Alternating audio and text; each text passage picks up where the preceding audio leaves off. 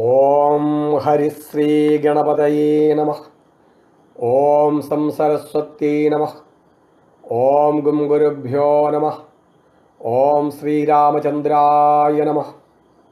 കൂജന്തം രാമ രാമേതി മധുരം മധുരാക്ഷരം ആരൂഹ്യ കവിതാശാഖാം വന്ദേ വാത്മീകികോകിലാം സാനന്ദരൂപം സകളപ്രബോധം ആനന്ദദാനാമൃതപാരിജാതം മനുഷ്യപത്മേശ്വരവിസ്വരൂപം പ്രണോമി തുഞ്ചത്തെഴുമാര്യപാദം മനോജവം മാരുതതുല്യവേഗം ജിതേന്ദ്രിയം ബുദ്ധിമതാം വരിഷ്ടം വാതാത്മജം വാനരയൂഥമുഖ്യം ശ്രീരാമദൂതം മനസാ സ്മരാമി. ആപദാമപഹർത്താരം ദാതാരം സർവസമ്പദാം ലോകാഭിരാമം ശ്രീരാമം ഭൂയോ ഭൂയോ നമാമ്യഹം. രാമായ രാമഭദ്രായ രാമചന്ദ്രായ വേതസേ രഘുനാഥായ നാഥായ സീതായ പതയേ നമഃ. ഹരി ഓം. എല്ലാവർക്കും പ്രണാമം. രാമായണ മാസ ആചരണം 5-ാം ദിവസം. അധ്യാത്മ രാമായണം മൂലം അയോധ്യാകാന്ഡം 1-ാം സർഗം നമ്മൾ ആരംഭിക്കുകയാണ്. ശ്രീ പരമേശ്വരൻ പാർവതീദേവിയോടുള്ള ഉപദേശം തുടരുകയാണ്. ശ്രീരാമൻ ഒരു ദിവസം അന്തഃപുരത്തിൽ രക്തസിംഹാസനത്തിൽ ഇരിക്കുകയായിരുന്നു.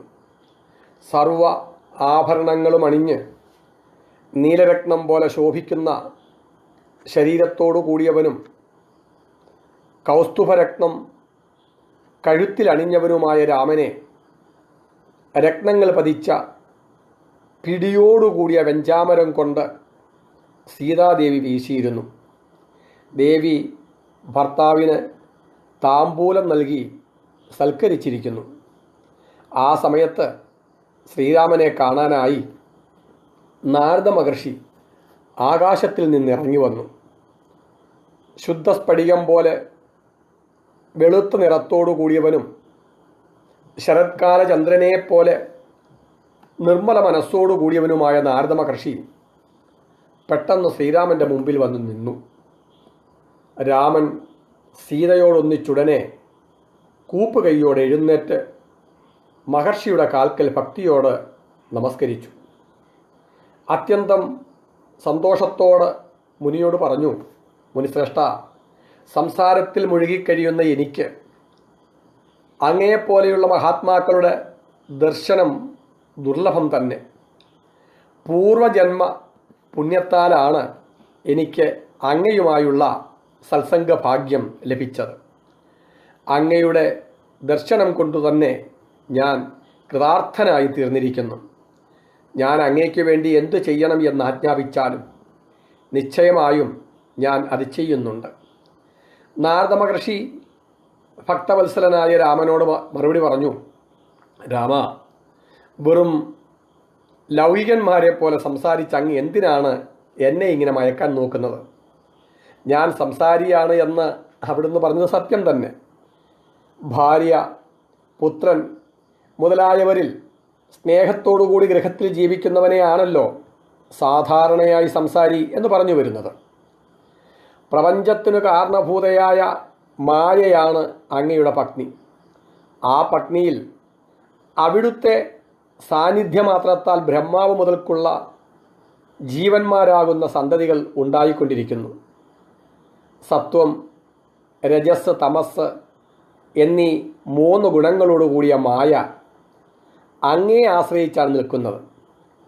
മായയാകുന്ന പത്നി എപ്പോഴും സാത്വികർ, രാജസർ, താമസർ എന്നീ 3 വിധത്തിലുള്ള സന്തതികളെ പ്രസവിച്ചുകൊണ്ടിരിക്കുന്നു. ഭൂമി, അന്തരീക്ഷം, സ്വർഗം എന്നീ 3 ലോകങ്ങളും അടങ്ങിയ ബ്രഹ്മാണ്ഡമാണ് അങ്ങയുടെ ഗൃഹം. ആ വലിയ ഗൃഹത്തിൽ മായയാകുന്ന പത്നിയോടും ത്രൈലോക്യത്തിലെ ജീവജാലങ്ങളാകുന്ന സന്തതികളോടും കൂടി കഴിയുന്ന മഹാഗൃഹസ്ഥനാണ് അവിടുന്ന്. നിന്തിരുവടി വിഷ്ണുവും സീത ലക്ഷ്മിയുമാണ്. അങ്ങ് ശിവനും സീത പാർവതിയുമാണ്. അവിടുന്ന് ബ്രഹ്മാവും സീത സരസ്വതിയുമാണ്. അങ്ങ് ചന്ദ്രനും സീത രോഹിണിയുമാണ്. അവിടുന്ന് ഇന്ദ്രനും സീത ഇന്ദ്രാണിയുമാണ്. അങ്ങ് അഗ്നിയും സീത സ്വാഹയുമാണ്. അങ്ങ് കാലസ്വരൂപിയായ യമനും സീത സംയമനിയുമാണ്. ജഗന്നാഥനായ ഭഗവാനെ, അങ്ങ് നിര്യതിയും സീത താമസിയുമാണ്. അവിടുന്ന് വർണ്ണനും സീത ഭാർഗവിയുമാണ്. അങ്ങ് വായുവും സീത സദാഗതിയുമാണ്. അങ്ങ് കുബേരനും സീത സർവസമ്പൽ സ്വരൂപിണിയുമാണ്. അങ്ങ് ലോകസംഹാരകനായ രുദ്രനും സീത രുദ്രാണിയുമാണ്. ലോകത്തിലെ സ്ത്രീവർഗത്തിൽപ്പെട്ടവരെല്ലാം സീതയും പുരുഷവർഗത്തിൽപ്പെട്ടവരെല്ലാം രാമനായ നിന്തിരുവടിയുമാണ്. അതിനാൽ നിങ്ങൾ രണ്ടുപേരിൽ നിന്നും വേറെയായി 3 ലോകങ്ങളിലും ആരും തന്നെയില്ല. പരമാത്മാവായ അങ്ങയുടെ പ്രതിബിംബത്തോടുകൂടിയ അജ്ഞാനത്തെയാണ് അവ്യാകൃതം എന്ന് പറയുന്നത്. അതിൽ നിന്ന് മഹത്തത്വവും മഹത്തത്വത്തിൽ നിന്ന് അഹങ്കാര തത്വവും ഉണ്ടാകുന്നു. അഹങ്കാരത്തിൽ നിന്നാണ് ബുദ്ധിയും മനസ്സും പ്രാണൻ, അപാനൻ, സമാനൻ, വ്യാനൻ, ഉദാനൻ എന്നീ 5 പ്രാണങ്ങളും കാത്, ത്വക്ക്, കണ്ണ്, നാവ്, മൂക്ക് എന്നീ ജ്ഞാനേന്ദ്രിയങ്ങളും വാക്ക്, കയ്യ്, കാല്, പായു, ഉപസ്ഥം എന്നീ കർമ്മേന്ദ്രിയങ്ങളും ഉണ്ടാകുന്നത്. ബുദ്ധി, മനസ്സ്, പഞ്ചപ്രാണങ്ങൾ, 10 ഇന്ദ്രിയങ്ങൾ ഇവയെല്ലാം കൂടിച്ചേർന്നതിനെയാണ് സൂക്ഷ്മ ശരീരം എന്ന് പറയുന്നത്. നേരത്തെ നമ്മൾ ഭാഗവതത്തിൽ നിന്നും 16 തത്വങ്ങളാണ് ലിംഗശരീരം അഥവാ സൂക്ഷ്മ ശരീരം എന്ന് പഠിച്ചിരുന്നു. അവിടെ 10 ഇന്ദ്രിയങ്ങളും മനസ്സും 5 അനുഭവ വിഷയങ്ങളും കൂടി ചേരുന്നതാണ് ലിംഗശരീരം എന്ന് പറഞ്ഞു. ഇവിടെ ബുദ്ധി, മനസ്സ്, പഞ്ചപ്രാണങ്ങൾ, 10 ഇന്ദ്രിയങ്ങൾ ഇവയെല്ലാം കൂടി ചേർന്നതിനെയാണ് സൂക്ഷ്മ ശരീരം എന്ന് പറയുന്നത്. ഇങ്ങനെ ഓരോ ആചാര്യന്മാരും ഈ തത്വങ്ങളെ ചുരുക്കിയും വികസിപ്പിച്ചുമൊക്കെ എണ്ണം കൂട്ടിയും കുറച്ചൊക്കെ പറയാറുണ്ട്. അടിസ്ഥാനപരമായിട്ട് എല്ലാം ഒന്നിൽ തന്നെയാണ്.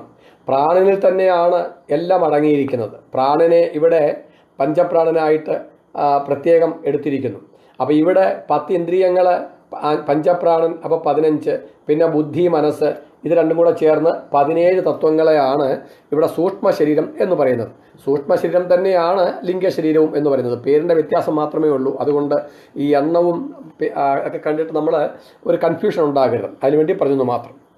തുടർന്ന് നാരദ മഹർഷി പറയുകയാണ്, ജനന മരണങ്ങൾക്ക് കാരണം സൂക്ഷ്മ ശരീരമാണ്. സൂക്ഷ്മ ശരീരത്തെ താനായി അഭിമാനിക്കുന്ന ചൈതന്യമാണ് ജീവൻ. നേരത്തെ നമ്മൾ ഭാഗവതത്തിലും ഇതന്നെ പറഞ്ഞിരുന്നു. ലിംഗശരീരത്തിൽ ഞാനെന്ന് അഭിമാനിക്കുന്ന ഈശ്വര ചൈതന്യം തന്നെയാണ് ജീവൻ. ഈ അഭിമാനിക്കലിനെ അധ്യാസം എന്നാണ് വിളിക്കുന്നത് എന്ന് പറഞ്ഞിരുന്നു.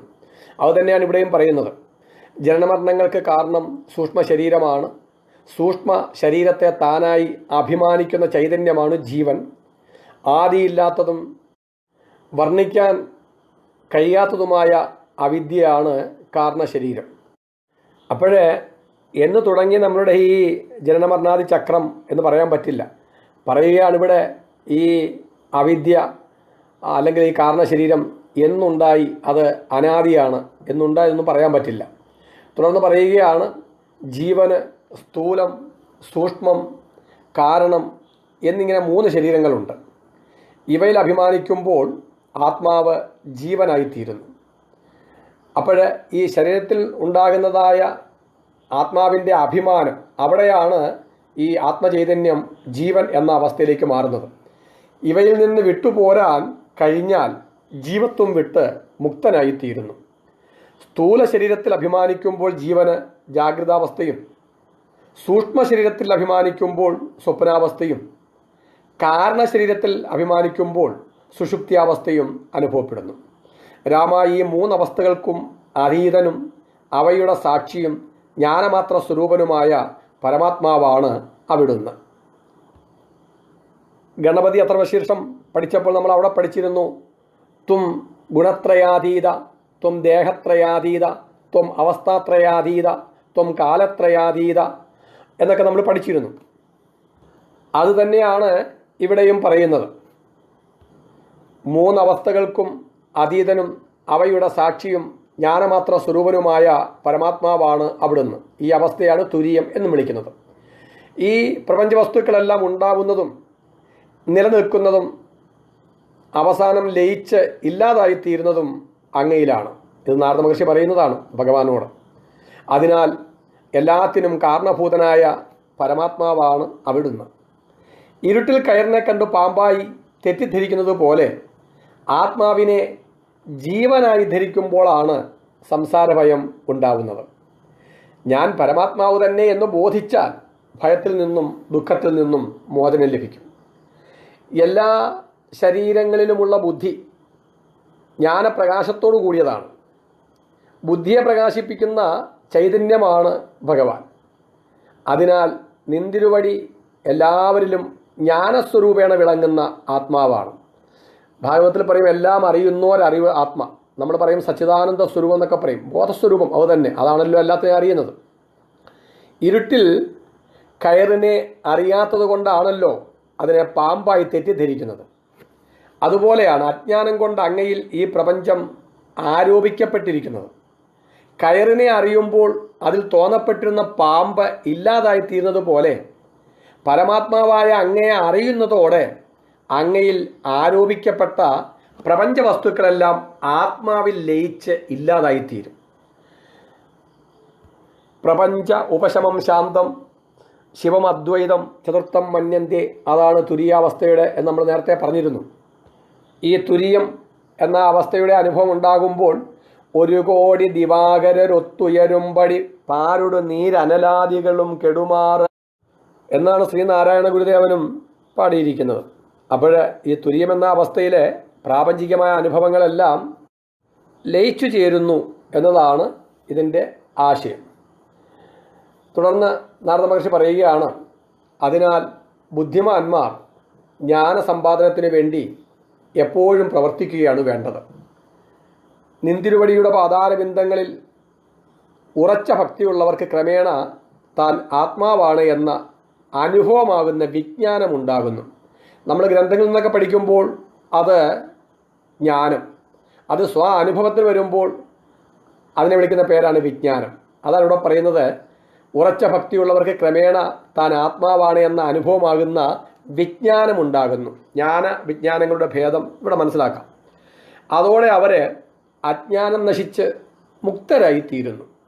അതിനാൽ അങ്ങയുടെ ഭക്തന്മാർ മോക്ഷപ്രാപ്തിക്ക് അർഹരായിത്തീരും എന്നതിൽ സംശയമില്ല. ഞാൻ നിന്തിരുവടിയുടെ ഭക്തന്മാരുടെ ദാസനാണ്. അതാണ് നാരദ മഹർഷി പറയുന്നത് കേട്ട്, നിന്തിരുവടിയുടെ ഭക്തന്മാരുടെ ദാസനാണ്. അതിനാൽ മഹാപ്രഭു, അങ്ങ് എന്നെ മയക്കരുത്. അവിടുത്തെ നാഭികമലത്തിൽ നിന്നുണ്ടായവനാണ് എൻ്റെ പിതാവായ ബ്രഹ്മാവ്. അതിനാൽ ഞാൻ അങ്ങയുടെ പൗത്രനാണ്. ഭക്തനായ എന്നെ അവിടുന്ന് രക്ഷിക്കണം. നാരദ മഹർഷി പറയുക ഭഗവാനോട്. ഇങ്ങനെ പറഞ്ഞ് നാരദൻ രാമൻ്റെ കാൽക്കൽ വീണ് നമസ്കരിച്ചു. ഭക്തിഭാവത്താൽ ആനന്ദക്കണ്ണീര് ധാരധാരയായി ഒഴുകുവാൻ തുടങ്ങി. അദ്ദേഹം ശ്രീരാമനോട് പറഞ്ഞു, രാമ, ബ്രഹ്മദേവൻ അയച്ചതനുസരിച്ചാണ് ഞാനിപ്പോൾ ഇവിടെ വന്നിരിക്കുന്നത്. ബ്രഹ്മാവ് അങ്ങയോട് അറിയിക്കുന്നു, രഘുശ്രേഷ്ഠനായ രാമ, അവിടുന്ന് രാവണവധത്തിന് വേണ്ടിയാണല്ലോ അവതരിച്ചിരിക്കുന്നത്. താമസിയാതെ അച്ഛൻ അങ്ങയെ രാജാവാക്കി അഭിഷേകം ചെയ്യും. രാജ്യഭരണത്തിൽ മുഴുകിക്കഴിഞ്ഞാൽ രാവണനെ കൊല്ലാൻ സാധിക്കില്ല. രാവണാദി ദുഷ്ടന്മാരെ സംഹരിച്ച് ഭൂഭാരം തീർത്തു തരാം എന്ന് അങ്ങ് പ്രതിജ്ഞ ചെയ്തതല്ലേ? അവിടുന്ന് സത്യസന്ധനാണല്ലോ. ആ പ്രതിജ്ഞ സത്യമാക്കി തീർത്താലും ഇതാണ് ബ്രഹ്മദേവൻ്റെ സന്ദേശം. രാമൻ മന്ദഹാസത്തോടെ മറുപടി പറയുന്നു, നാരദ, എനിക്കറിയാത്തതൊന്നും ലോകത്തിലില്ല. മുൻപ് പ്രതിജ്ഞ ചെയ്തത് ഞാൻ സത്യമാക്കി തീർക്കുന്നുണ്ട്, അതിൽ സംശയം വേണ്ട. കാലം കൊണ്ട് അവരുടെ പ്രാരാബ്ധം ക്ഷയിക്കുന്നതനുസരിച്ച് ക്രമേണ രാക്ഷസന്മാരെയെല്ലാം കൊന്നു ഞാൻ ഭൂമിയുടെ ഭാരം തീർത്തു തരാം. അപ്പം ഇവിടെയും ഭഗവാൻ പറയുകയാണ്, ആ പ്രാരാബ്ധാനുഭവം അത് കഴിയുമ്പോഴാണ്. ബ്രഹ്മജ്ഞാനികൾക്ക് പോലും ആത്മസാക്ഷാത്കാരത്തിന് ശേഷം പ്രാരബ്ധം അനുഭവിക്കാൻ ശരീരത്തിൽ അവർ ജീവിക്കുന്നുണ്ട്.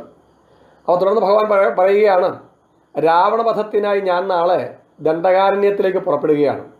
14 കൊല്ലക്കാലം മുനിവൃത്തിയോടെ ഞാൻ കാട്ടിൽ താമസിക്കും.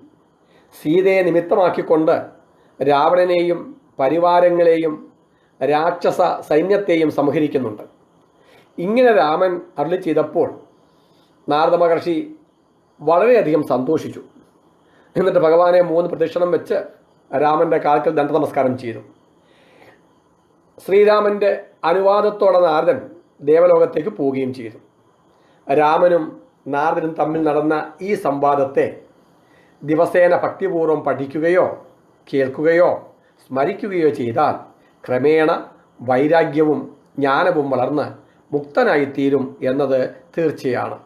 ഇവിടെ ഈ അയോധ്യാകാന്ഡത്തിലെ 1-ാം സർഗം അവസാനിക്കുകയാണ്.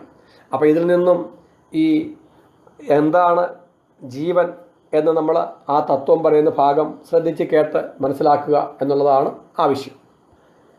സാധനാപക്ഷത്തിൽ വരുമ്പോൾ നേരത്തെ നമ്മൾ പറഞ്ഞിരുന്നു, ആത്മവിദ്യയുടെ പ്രാപ്തിയാണ് സീതാ സ്വയംവരം.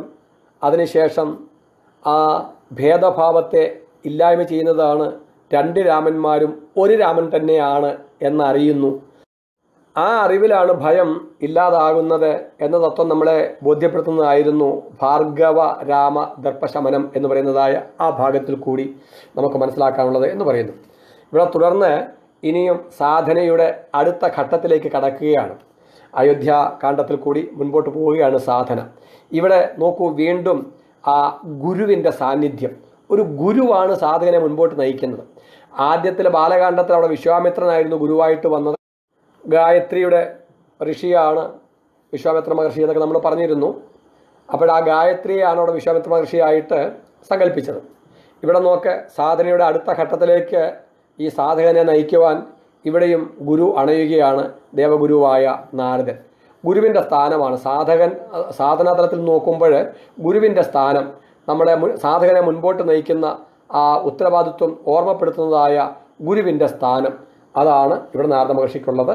അങ്ങനെ ഒരു ഗുരുവിൻ്റെ ഓർമ്മപ്പെടുത്തലോടുകൂടി തൻ്റെ കർത്തവ്യം എന്താണ് എന്നുള്ള ആ ബോധ്യപ്പെടുത്തലോടുകൂടി വീണ്ടും സാധകൻ ആ സാധനാ രംഗത്തിലേക്ക് മുന്നേറുന്ന ഭാഗമാണ് അയോധ്യാകാന്ഡം മുതൽ ഇനി നമുക്ക് മുൻപോട്ട് കാണാൻ പറ്റുന്നത്. ഓം ഹരേ രാമ രാമ രാമ ഹരേ ഹരേ, ഹരേ കൃഷ്ണ കൃഷ്ണ കൃഷ്ണ ഹരേ ഹരേ. ഹരേ രാമ രാമ രാമ ഹരേ ഹരേ, ഹരേ കൃഷ്ണ കൃഷ്ണ കൃഷ്ണ ഹരേ ഹരേ. അയോധ്യാകാന്ഡത്തിലെ 2-ാം സർഗമാണ് ഇനി നമ്മൾ ചർച്ച ചെയ്യുന്നത്. ഒരു ദിവസം ദശരഥ മഹാരാജാവ് ഗുരുവായ വസിഷ്ഠ മഹർഷിയെ വിളിച്ചു വരുത്തി ഏകാന്തത്തിൽ വെച്ച് പറഞ്ഞു, ഗുരു, പൗരന്മാരും ബ്രാഹ്മണരും വൃദ്ധന്മാരും മന്ത്രിമുഖ്യന്മാരും രാമനെ പുകഴ്ത്തിക്കൊണ്ടിരിക്കുന്നു. അതിനാൽ ഞാൻ എല്ലാ ഗുണങ്ങളും തികഞ്ഞവനും എൻ്റെ മൂത്ത പുത്രനുമായ രാമനെ യുവരാജാവായി അഭിഷേകം ചെയ്യാൻ ആഗ്രഹിക്കുന്നു. എനിക്ക് വയസ്സായല്ലോ. ഭരതൻ ശത്രുഘ്നൻ ഒന്നിച്ച് കേകയ രാജ്യത്തേക്ക് പോയിരിക്കുകയാണ്. നാളെ തന്നെ രാമനെ പട്ടാഭിഷേകം ചെയ്യണം എന്ന് വിചാരിക്കുന്നു. അങ്ങ് അതിന് അനുവദിക്കണം. അഭിഷേകത്തിന് വേണ്ട സാമഗ്രികളെല്ലാം ഒരുക്കണം. അങ്ങ് തന്നെ ചെന്ന് രാമനെ വിവരമറിയിക്കണം. രാജ്യത്തിലെല്ലായിടത്തും കൊടിക്കൂറകൾ പറപ്പിക്കണം. മുത്തുമാലകളെ കൊണ്ട് അലങ്കരിച്ച തോരണങ്ങൾ നാട്ടിപ്പിക്കണം. ഇങ്ങനെ മുനിയോട് പറഞ്ഞ ശേഷം ദശരഥൻ മന്ത്രിയായ സുമന്ത്രനെ വിളിച്ചു പറഞ്ഞു, വസിഷ്ഠ മഹർഷി എന്തെല്ലാം ആജ്ഞാപിക്കുന്നുവോ അതനുസരിച്ച് എല്ലാം ചെയ്യണം. നാളെ ഞാൻ രാമനെ യുവരാജാവാക്കി വാഴിക്കുവാൻ പോവുകയാണ്. ഈ വിവരമറിഞ്ഞ് സന്തോഷ പരവശനായി തീർന്ന സുമന്ത്രൻ ഞാൻ എന്തെല്ലാമാണ് ഒരുക്കേണ്ടത് എന്ന് വസിഷ്ഠ മഹർഷിയോട് ചോദിച്ചു. വസിഷ്ഠൻ പറഞ്ഞു, നാളെ പ്രഭാതത്തിൽ കൊട്ടാരവാതിക്കൽ സ്വർണ്ണാഭരണങ്ങൾ അണിഞ്ഞ സുന്ദരിമാരായ 16 കന്യകമാർ അഷ്ടമംഗല്യം എടുത്തുകൊണ്ട് നിൽക്കണം. ഐരാവത കുലത്തിൽ ജനിച്ച ആനയെ അലങ്കരിച്ച് തയ്യാറാക്കി നിർത്തണം.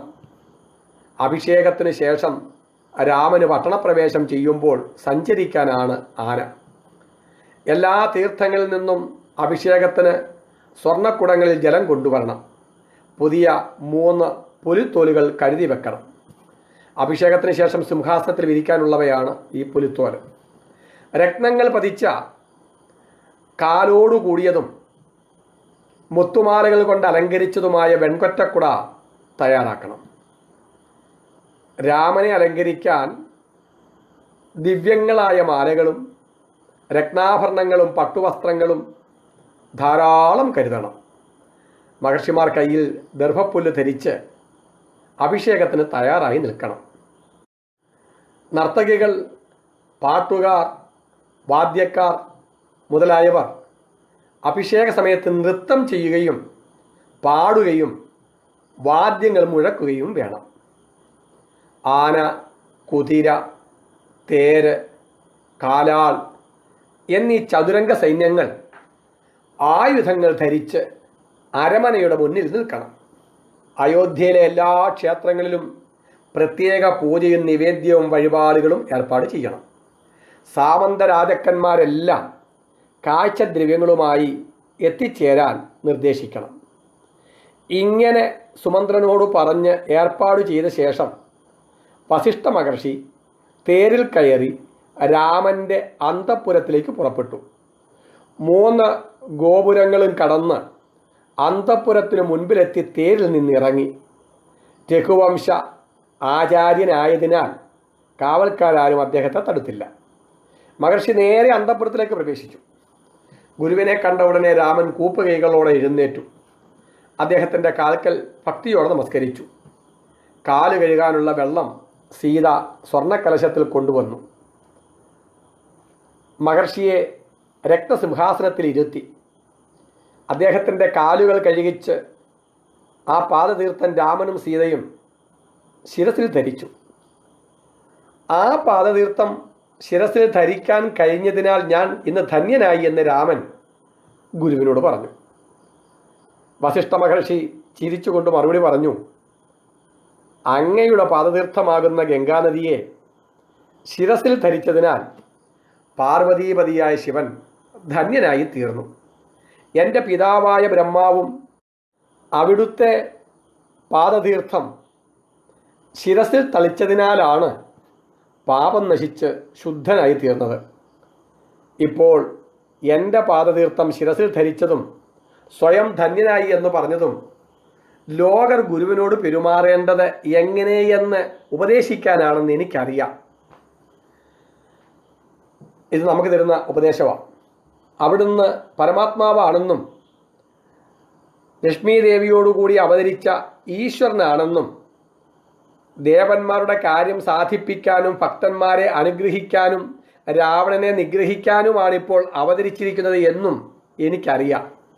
എങ്കിലും ഞാൻ ഈ രഹസ്യം പരസ്യമാക്കുന്നില്ല. അപ്പോൾ ഇതാണ് നമ്മൾ മനസ്സിലാക്കാനുള്ള കാര്യം. എല്ലാം മുൻ നിശ്ചയമാണ്. അതെല്ലാം ഗുരുവിനെ അറിയാമെങ്കിലും അതൊന്നും പരസ്യമാക്കാതെ കണ്ട് എന്താണോ രാജാവ് പറഞ്ഞത് അനുസരിക്കുകയാണ് ഇവിടെ വസിഷ്ഠ മഹർഷി ചെയ്യുന്നത്. പക്ഷെ നടക്കത്തില്ല എന്നറിയാം. എന്നിട്ടും അവിടുന്ന് മായയെ അവലംബിച്ച് എന്തെല്ലാം ചെയ്യുന്നുവോ അതനുസരിച്ച് ഞാനും പെരുമാറിക്കൊള്ളാം. അങ്ങ് ശിഷ്യനായി അഭിനയിക്കുമ്പോൾ ഞാൻ ഗുരുവായും അഭിനയിച്ചു കൊള്ളാം. എല്ലാ ഗുരുനാഥന്മാരുടെയും പരമഗുരുവാണ് അവിടുന്ന്. എല്ലാ പിതാക്കന്മാരുടെയും പിതാമഹനുമാണ്. എല്ലാവരുടെയും ഉള്ളിൽ മറഞ്ഞിരിക്കുന്നവനും ആർക്കും അറിയാൻ കഴിയാത്തവനും ലോക വ്യവഹാരങ്ങൾക്ക് കാരണഭൂതനുമാണ്.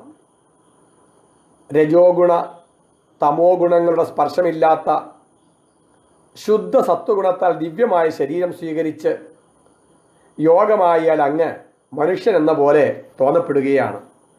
ശുദ്ധ സാത്വികഗുണത്തിൽ പ്രതിബിംബിക്കുന്നതായ ഈശ്വര ചൈതന്യത്തെയാണ് ഈശ്വരൻ എന്ന് പറയുന്നത്. അതുകൊണ്ടാണ് ഇവിടെ രജോഗുണ തമോ ഗുണങ്ങളുടെ സ്പർശമില്ലാത്ത ശുദ്ധ സത്വഗുണത്താൽ ദിവ്യമായ ശരീരം സ്വീകരിച്ച് യോഗമായാൽ അങ്ങ് മനുഷ്യൻ എന്ന പോലെ തോന്നപ്പെടുന്നു എന്നിവിടെ പറയാൻ കാരണം, പുരോഹിതനാവുക എന്നത് കീർത്തിക്കും ജ്ഞാനത്തിനും മങ്ങലേൽപ്പിക്കുന്നതാണെന്ന് എനിക്ക് നല്ലപോലെ അറിയാം. കാരണം ഒരു ബ്രഹ്മജ്ഞാനിയെ സംബന്ധിച്ചിടത്തോളം പൗരോഹിത വൃത്തിയുടെ ആവശ്യമില്ല. അതുകൊണ്ട് തന്നെ പിന്നെ എന്തിനാണ് ഈ പൗരോഹിത വൃത്തി ചെയ്യുന്നത് എന്ന് ചോദിച്ചാൽ അത് ജീവിത ഉപാധി മാത്രമാണ്. സത്യലോകത്തിൽ വെച്ച് പണ്ടൊരിക്കൽ ബ്രഹ്മാവ് പറയുകയുണ്ടായി, ഇക്ഷ്വാകു വംശത്തിൽ പരമാത്മാവായ ഭഗവാൻ രാമനായി അവതരിക്കുമെന്ന്. അതറിഞ്ഞ ഉടനെ ഞാൻ അയോധ്യയിൽ വന്ന് ഇക്ഷ്വാകു വംശ രാജാക്കന്മാരുടെ പുരോഹിതനായി തീർന്നു. അത് അങ്ങയുടെ ഗുരുവായി തീരാനുള്ള ആഗ്രഹം കൊണ്ടാണ്. അപ്പോൾ ഈ അവതാരങ്ങളെല്ലാം നേരത്തെ തന്നെ വസിഷ്ഠ മഹർഷി മനസ്സിലാക്കിയിരിക്കുന്നത് സാരം. ഇന്നാണ് എൻ്റെ മനോരഥം സാധിച്ചത്. ലോകത്തെ മുഴുവൻ മയക്കുന്നതാണല്ലോ അങ്ങയുടെ മായ. അതെന്നെ മയക്കാതിരിക്കണം. ഇതാണ് ഞാൻ അങ്ങയിൽ നിന്ന് പ്രതീക്ഷിക്കുന്ന ഗുരുദക്ഷിണ. സന്ദർഭത്തിനനുസരിച്ച് ഞാൻ ഇങ്ങനെ ചിലതെല്ലാം പറഞ്ഞു എന്നേ ഉള്ളൂ.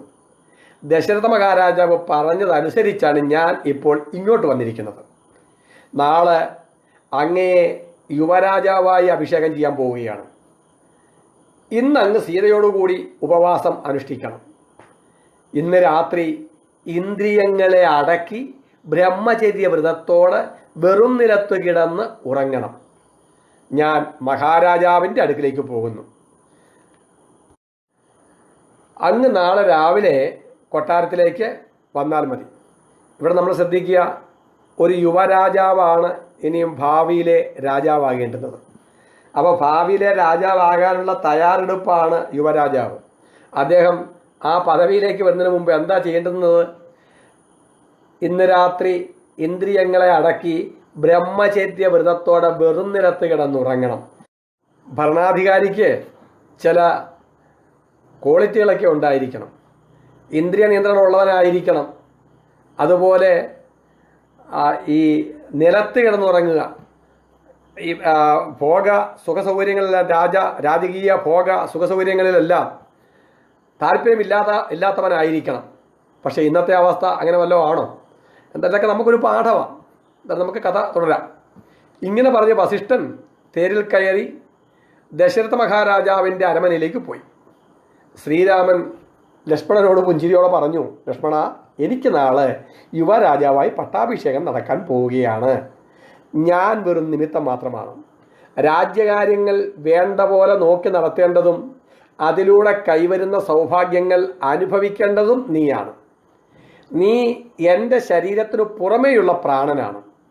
എനിക്ക് പ്രാണനേക്കാൾ പ്രിയപ്പെട്ടവനാണ്. അതിനെപ്പറ്റി ലേശം പോലും സംശയം വേണ്ട. ഇങ്ങനെ പറഞ്ഞ ശേഷം രാമൻ വസിഷ്ഠ മഹർഷി പറഞ്ഞ പോലെ ഉപവാസവും വ്രതവും അനുഷ്ഠിച്ചു. വസിഷ്ഠൻ മടങ്ങിച്ചെന്ന് ദശരഥനോട് വിവരങ്ങൾ പറഞ്ഞു. വസിഷ്ഠ മഹർഷിയോട് ദശരഥൻ പറഞ്ഞ രാമാഭിഷേക വാർത്ത കേട്ട ഒരു സേവകൻ കൗസല്യയോടും സുമിത്രയോടും വിവരം അറിയിച്ചു. അത് കേട്ട് സന്തോഷ പരവശയായി തീർന്ന കൗസല്യ ശ്രേഷ്ഠമായ ഒരു മുത്തുമാല അവന് സമ്മാനമായി കൊടുത്തു. രാമന് ഐശ്വര്യമുണ്ടാവാനായി കൗസല്യ ലക്ഷ്മി ഭഗവതിയെ പൂജിച്ചു. ദശരഥ മഹാരാജാവ് സത്യം മാത്രം പറയുന്നവനാണ്. പറഞ്ഞാൽ പറഞ്ഞ പോലെ പ്രവർത്തിക്കുന്നവനുമാണ്. എന്നാൽ അദ്ദേഹം കൈകേയിക്ക് പൂർണ്ണമായും വശകനാണ്. അതിനാൽ അവളുടെ നിർബന്ധത്തിനു വഴങ്ങിയ അഭിപ്രായം മാറ്റിയെങ്കിലോ എന്നു ശങ്കിച്ച് ദുഃഖിതയായി കൗസല്യ രാമാഭിഷേകം വിഘ്നം കൂടാതെ നടക്കാനായി ദുർഗാദേവിയെ ഭക്തിയോടെ പൂജിച്ചു. അപ്പം ദുർഗങ്ങളെയൊക്കെ ഹനിക്കുന്നവളാണ് ദുർഗാദേവി. അപ്പോൾ തടസ്സങ്ങളൊക്കെ നീങ്ങാൻ വേണ്ടിയിട്ട് ദുർഗാദേവിയെ ഭജിച്ചു എന്ന് സാരം. ഇതിനിടയിൽ കൈകേയിയുടെ ദാസിയും കൂനിയുമായ മന്ദര സ്വന്തം ഗ്രഹത്തിൻ്റെ മുകളിൽ കയറി 4 പാടും നോക്കി. അയോധ്യാനഗരം തോരണങ്ങളെ കൊണ്ടും കൊടിക്കൂറകളെ കൊണ്ടും ഒരു ഉത്സവത്തിനെന്ന പോലെ അലങ്കരിച്ചതായിട്ട് കണ്ടു. ആശ്ചര്യപ്പെട്ട അവൾ രാമൻ്റെ വളർത്തമ്മയോട് ചോദിച്ചു, എന്താണ് നഗരം ഗംഭീരമായി അലങ്കരിച്ചിരിക്കുന്നത്? കൗസല്യ സന്തോഷത്തോടെ ബ്രാഹ്മണർക്ക് വസ്ത്രങ്ങളും ധനവും ദാനം ചെയ്യുന്നുണ്ടല്ലോ. വളർത്തമ്മ മറുപടി പറഞ്ഞു, നാളെ രാമചന്ദ്രൻ്റെ പട്ടാഭിഷേകമാണ്. അതാണ് ആഘോഷങ്ങൾക്ക് കാരണം. ഇത് കേട്ട ഉടനെ മന്ദര കൈകേയിയുടെ അന്തഃപുരത്തിലേക്ക് ഓടിച്ചെന്നു. കൈകേയി കട്ടിലിൽ ഉദാസീനയായി കിടക്കുകയാണ്. മന്ദര കൈകേയിയെ ശകാരിച്ചുകൊണ്ട് ചോദിച്ചു, ഭാഗ്യം കെട്ടവളെ മൂഢേ, നീ എന്താ ഇങ്ങനെ സുഖമായി കിടക്കുന്നത്? നിനക്ക് വലിയ ഭയം വരാൻ പോകുന്നു. സുന്ദരിയും സൗഭാഗ്യം കൊണ്ട് അഭിമാനിക്കുന്നവളുമായ നീ ആപത്തിനെപ്പറ്റി ചിന്തിക്കുക പോലും ചെയ്യുന്നില്ലല്ലോ. നാളെ രാജാവ് രാമനെ പട്ടാഭിഷേകം ചെയ്യാൻ പോവുകയാണ്. അത് കേട്ട ഉടനെ കൈകേയി സന്തോഷത്തോടെ എഴുന്നേറ്റു. തനിക്ക് പ്രിയപ്പെട്ട വർത്തമാനം അറിയിച്ചതിന് സമ്മാനമായി രത്നങ്ങൾ പതിച്ച 2 സ്വർണ്ണ തളകൾ മന്ദരയ്ക്ക് കൊടുത്തു. എനിക്ക് അത്യധികം സന്തോഷകരമായ വർത്തമാനമാണ് നീ അറിയിച്ചത്. അത് എനിക്ക് ഭയകാരണമാണെന്ന് നീ പറയാൻ കാരണം എന്താണ്? എനിക്ക് ഭരതനേക്കാൾ പ്രിയപ്പെട്ടവനാണ് രാമൻ. എപ്പോഴും എനിക്ക് ഇഷ്ടങ്ങൾ ചെയ്യുന്നവനും എന്നോട് പ്രിയവാക്യങ്ങൾ മാത്രം പറയുന്നവനുമാണ്. സ്വന്തം അമ്മയായ കൗസല്യയെയും എന്നെയും രാമൻ തുല്യ നിലയ്ക്കാണ് സ്നേഹിച്ച് ശുശ്രൂഷിച്ചു വരുന്നത്. രാമനിൽ നിന്ന് നിനക്ക് എന്തു ഭയമാണ് ഉണ്ടായത്? അസത്തെ പറയൂ. അവിടെ മന്ദര വിശേഷിപ്പിച്ചത് അസത്തെ എന്ന. ഇനി നമ്മൾ ശ്രദ്ധിച്ചോളുക, എങ്ങനെയാണ് മസ്തിഷ്ക പ്രക്ഷാളനം നടക്കുന്നത്. ഒരു തരത്തിൽ ഈ മസ്തിഷ്ക പ്രക്ഷാളനം തന്നെയാണ് സാധനാതലത്തിൽ സാധകനെ ഉയർന്ന തലങ്ങളിലേക്ക് കൊണ്ടുപോകുന്നതും. പക്ഷേ ലൗകിക ജീവിതത്തിൽ ഈ മസ്തിഷ്ക പ്രക്ഷാളനമാണ് മനുഷ്യനെ വഴിതെറ്റിച്ചു കൊണ്ടുപോകുന്നതും. അപ്പം അത് ശ്രദ്ധിക്കാം. കൈകേയി പറഞ്ഞത് കേട്ടപ്പോൾ മന്ദര വല്ലാതെ ദുഃഖിച്ചു. കൈകേയിയോട് പറഞ്ഞു, ദേവി, നിനക്ക് വലിയ ഭയം തന്നെയാണ് വന്നിരിക്കുന്നത്. രാജാവ് നിന്നെ സന്തോഷിപ്പിച്ചുകൊണ്ട് എപ്പോഴും പ്രിയവാക്കുകൾ മാത്രം പറയുന്നു. കാമിയും അസത്യം പറയുന്നവനുമായ അദ്ദേഹം വാക്കുകളെ കൊണ്ട് നിന്നെ സന്തോഷിപ്പിച്ച് രാമന്റെ അമ്മയ്ക്ക് നന്മ ചെയ്യുന്നവനാണ്. ഇത് ഉള്ളിൽ കരുതിക്കൊണ്ടാണ് നിന്റെ മകനായ ഭരതനെ ശത്രുഘ്നനോട് ഒന്നിച്ച് അമ്മാമന്റെ രാജ്യത്തേക്ക് പറഞ്ഞയച്ചത്. സത്യത്തിലായിരുന്നോ? അല്ല. രാമന്റെ ഐശ്വര്യം ലക്ഷ്മണനും അനുഭവിക്കാൻ കഴിയും എന്നതിനാൽ സുമിത്രയ്ക്ക് ഗുണമേ വരും. ഭരതൻ രാമന്റെ മുമ്പിൽ ദാസനായി നിൽക്കേണ്ടി വരും. രാമൻ ഒരുപക്ഷെ ഭരതനെ നാടുകടത്തിയെന്നും വരാം. കൊല്ലാൻ പോലും മടിക്കില്ല. നീ കൗസല്യയുടെ ദാസിയായി ജീവിതകാലം മുഴുവൻ അവളെ സേവിച്ചുകൊണ്ട് കഴിയേണ്ടി വരും. സപത്നിയുടെ ദാസിയായി തീരുന്നതിനേക്കാൾ മരിക്കുകയാണ് ഭേദം. ശരിക്കും കുറിക്കൊള്ളുന്ന വാക്കാ. അതുപോലെയാണ് മക്കളോടുള്ള മമത്വം, അവരുടെ സുരക്ഷ, അവരുടെ ഭാവി, ഇതിലെല്ലാം എല്ലാ രക്ഷകർത്താക്കളും ഉത്കണ്ഠരാണ്. അതിലാണ് കയറി പിടിച്ചത് ഈ മന്ദര. നിന്റെ മകനെ ഒരുപക്ഷെ നാളെ നാടുകടത്തിയേക്കാം. ഇതൊക്കെ ശരിക്കും ആ മസ്തിഷ്കത്തിൽ കൊണ്ടേ. അതിനാൽ ഭരതനെ രാജാവാക്കി അഭിഷേകം ചെയ്യാനും രാമനെ 14 കൊല്ലം വനവാസത്തിന് അയക്കാനും ഉടനെ പരിശ്രമിക്കൂ. 14 കൊല്ലം കൊണ്ട് നിന്റെ മകന് പ്രജകളെയും മന്ത്രിമാരെയും തൻ്റെ അധീനത്തിലാക്കി തീർക്കാൻ കഴിയും. ഇതും നമ്മൾ അനുഭവിച്ചു കൊണ്ടിരിക്കുന്ന ഒരു പാഠമാണ്. എത്ര ദുഷ്ടശക്തികൾ ഭരിച്ചാലും അധികാരം കയ്യിലുണ്ടെന്നുണ്ടെങ്കിൽ എല്ലാം തങ്ങൾക്ക് അനുകൂലമാക്കി മാറ്റുവാൻ അവരെ കൊണ്ട് സാധിക്കും കാലക്രമേണ. തുടർന്ന് മന്ദര പറയുകയാണ്, രാമനെ കാട്ടിലയക്കാനും ഭരതനെ രാജാവായി തീർക്കാനും ഞാനൊരു സൂത്രം കണ്ടുപിടിച്ച് വെച്ചിട്ടുണ്ട്. അത് പറഞ്ഞുതരാം. പണ്ട് ദേവാസുര യുദ്ധത്തിൽ ദേവന്മാരെ സഹായിക്കാനായി ഇന്ദ്രൻ ദശരഥ മഹാരാജാവിനോട് അപേക്ഷിച്ചു. അദ്ദേഹം വലിയ സൈന്യത്തോടെ നിന്നെയും ഒന്നിച്ചു കൂട്ടിയാണ് സ്വർഗത്തിലേക്ക് ചെന്നത്. അസുരന്മാരോട് യുദ്ധം ചെയ്തുകൊണ്ടിരിക്കെ ദശരഥൻ്റെ തേരിലെ അച്യുതണ്ടിൻ്റെ ഒരാണി ഇളകി ഊരിത്തെറിച്ചുപോയി. അത് രാജാവ് അറിഞ്ഞില്ല. നീ അച്യുതണ്ട് കൈകൊണ്ട് പിടിച്ച് തേരിൻ്റെ ചക്രം ഊരിപ്പോകാത്ത വിധത്തിൽ രാജാവിനെ രക്ഷിച്ചു.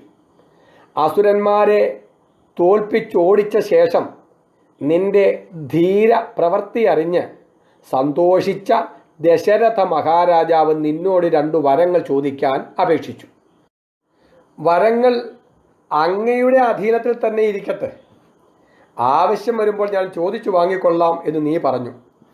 അങ്ങനെ ആവട്ടെ എന്ന് അദ്ദേഹം സമ്മതിച്ചു. ഈ വിവരങ്ങൾ എന്നോട് നീ മുമ്പൊരിക്കൽ പറഞ്ഞതാണ്. ഇപ്പോൾ അതെനിക്ക് ഓർമ്മ വന്നു. നോക്ക, ഇവിടെ ഈ അസുരന്മാരെ തോൽപ്പിക്കുവാൻ സഹായിക്കുന്ന ആ രഥത്തിൻ്റെ അച്യുതണ്ടാണ് ആര്? കൈകേയി. സാധനാപക്ഷത്തിൽ നമ്മളെ ആധ്യാത്മികമായി മുമ്പോട്ട് നയിക്കുന്നത് നേരത്തെ ചെയ്ത കർമ്മങ്ങളുടെ ആ ഫലമാണ്. ആ കർമ്മങ്ങളിൽ നിന്നും ഉറഞ്ഞുകൂടിയ സംസ്കാരമാണ് ഒരു സാധകനെ മുൻപോട്ട് നയിക്കുന്നത്. ഇവിടെ നോക്ക്, രാമനെ കാട്ടിലേക്ക് അയക്കുന്നത് നേരത്തെ കൈകേയിയാൽ ചെയ്യപ്പെട്ടതായ, അതായത് ക്രിയാശക്തിയാൽ ചെയ്യപ്പെട്ടതായ ആ കർമ്മത്തിൻ്റെ ഫലമാണ് ഇനി രാമൻ അനുഭവിക്കാൻ പോകുന്നത്. തുടർന്ന് മന്ദര പറയുകയാണ്, അതിനാൽ വേഗം ക്രോധാകാരത്തിൽ പ്രവേശിക്കും. ഈ ക്രോധാകാരം എന്ന് പറയുന്നത് രാജകുടുംബത്തിൽ ആർക്കെങ്കിലും കോപം വന്നാൽ കോപം ശമിക്കുന്നത് വരെ ചെന്ന് താമസിക്കാനുള്ള ചെറിയൊരു ഗൃഹമാണ് പോലും. ആഭരണങ്ങളെല്ലാം ഉപേക്ഷിച്ച് വെറും നിലത്ത് കിടക്കൂ, ആരോടും ഒന്നും മിണ്ടരുത്. രാജാവ് 2 വരങ്ങളും തരാം എന്നു പ്രതിജ്ഞ ചെയ്യുന്നതുവരെ മൗനം പൂണ്ട് അവിടെ കിടക്കൂ. മന്ദര പറഞ്ഞതെല്ലാം സത്യമാണെന്ന് കൈകേയി ഉറച്ചു വിശ്വസിച്ചു. മസ്തിഷ്ക പ്രക്ഷാളനം ശരിക്കും ഏറ്റു. കൈകേയി അവളോട് പറഞ്ഞു, നിനക്ക് ഈ ബുദ്ധിശക്തി എങ്ങനെ ഉണ്ടായി? അല്ലയോ കൂനിസുന്ദരി, നീ ഇത്ര ബുദ്ധിശാലിനിയാണെന്ന് ഞാൻ ഇതിനു മുമ്പ് ഒരിക്കലും അറിഞ്ഞിരുന്നില്ല. എൻ്റെ പ്രിയപുത്രനായ ഭരതൻ രാജാവായാൽ ഞാൻ നിനക്ക് 100 ഗ്രാമങ്ങൾ സമ്മാനമായി തരാം. നീ എനിക്ക് പ്രാണനേക്കാൾ പ്രിയപ്പെട്ടവളാണ്. നേരത്തെ രാമനായിരുന്നു പ്രിയം, ഇപ്പം അത് മാറി. ഇങ്ങനെ മന്ദരയോട് പറഞ്ഞ് അവളോട് ഒന്നിച്ച് കൈകേയി ക്രോധാകാരത്തിൽ പ്രവേശിച്ചു. ആഭരണങ്ങളെല്ലാം പൊട്ടിച്ചു വലിച്ചെറിഞ്ഞു. അവ 4 ഭാഗത്തും ചിന്നിച്ചിതറി കിടന്നു. മുഷിഞ്ഞ വസ്ത്രം ധരിച്ച് തലമുടി അഴിച്ചിട്ട് കൈകേയി വെറും നിലത്ത് കമഴ്ന്നു കിടന്നു. മന്ദരയോട് പറഞ്ഞു, കൂനിച്ചേച്ചി, ഞാൻ പറയുന്നത് കേൾക്കൂ. രാമൻ കാട്ടിലേക്ക് പോകുമെന്ന് തീർച്ചയാകുന്നത് വരെ ഞാൻ കിടന്ന കിടപ്പിൽ നിന്ന് എഴുന്നേൽക്കില്ല, ജലപാനം പോലും ചെയ്യില്ല. എൻ്റെ ആഗ്രഹം സാധിച്ചില്ലെങ്കിൽ ഞാൻ ജീവനെ തന്നെ ഉപേക്ഷിക്കും. നിശ്ചയമായി നിന്റെ അഭീഷ്ടം സാധിക്കും, നിനക്ക് മംഗളമുണ്ടാവട്ടെ. ഇങ്ങനെ ആശീർവദിച്ചു മന്ദര അവളുടെ ഗൃഹത്തിലേക്ക് പോയി. ഒരാൾ എത്രയോ ധീരനാവാം, ദയാലുവാകാം, സൽഗുണ സമ്പന്നനാവാം, സദാചാരനിഷ്ഠനാവാം, നീതിമാനാകാം, വേദത്തിലെ വിധിവാക്യങ്ങളെ അറിഞ്ഞുപദേശിക്കുന്ന ഗുരുവാകാം, വിദ്യയും വിവേകമുള്ളവനുമാകാം. ഈ നല്ല ഗുണങ്ങളെല്ലാം തികഞ്ഞവനാണെങ്കിൽ പോലും ദുർജന സംസർഗമുണ്ടാവുകയാണെങ്കിൽ ക്രമേണ അവരുടെ ദുർഗുണങ്ങൾ തന്നിലേക്ക് പകർന്ന് ദുർജനമായി തീരും എന്നതിൽ സംശയമില്ല. അതിൻ്റെ ഉദാഹരണമാണ് ഈ നടന്നത്. അതിനാൽ ദുർജനങ്ങളോടുള്ള ചേർച്ച സർവാത്മന ഒഴിവാക്കേണ്ടതാണ് എന്നിതിൽ നിന്നും നമുക്ക് കിട്ടുന്ന പാഠമാണ്. ദുസ്സംഗത്താൽ സകല നന്മകളും നഷ്ടപ്പെട്ട് അധപ്പതിക്കും എന്നതിന് ഉത്തമ ഉദാഹരണമാണ് രാജ്ഞിയായ കൈകേയി. ദശരഥ മഹാരാജാവും വസിഷ്ഠ മഹർഷിയും സുമന്ത്രരും അയോധ്യയിലെ പൗരന്മാരും സ്വന്തം പുത്രനായ ഭരതൻ പോലും കൈകേയിയെ എന്നേക്കുമായി വെറുത്തു.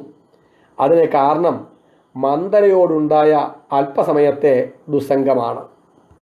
ഇങ്ങനെ മന്ദരയാൽ മസ്തിഷ്ക പ്രക്ഷാളനത്തിന് വിധേയയായി കൈകേയി ക്രോധാകാരത്തിൽ പ്രവേശിക്കുന്നതോടുകൂടി ഈ അയോധ്യാകാന്ഡത്തിലെ 2ാമത്തെ സർഗം സമാപ്തമാവുകയാണ്. ഹരേ രാമ രാമ രാമ ഹരേ ഹരേ, ഹരേ കൃഷ്ണ കൃഷ്ണ കൃഷ്ണ ഹരേ ഹരേ. അസതോ മാ സദ്ഗമയ, തമസോ മാ ജ്യോതിർഗമയ, മൃത്യോർമാമൃതം ഗമയ. ഓം ശാന്തി ശാന്തി ശാന്തി. ഓം പൂർണ്ണമദ പൂർണ്ണമിദം പൂർണ്ണാത് പൂർണ്ണമുദച്യതേ പൂർണ്ണസ്യ പൂർണ്ണമാദായ പൂർണ്ണമേവാവശിഷ്യതേ. ഓം ശാന്തി ശാന്തി ശാന്തി. ഹരി ഓം.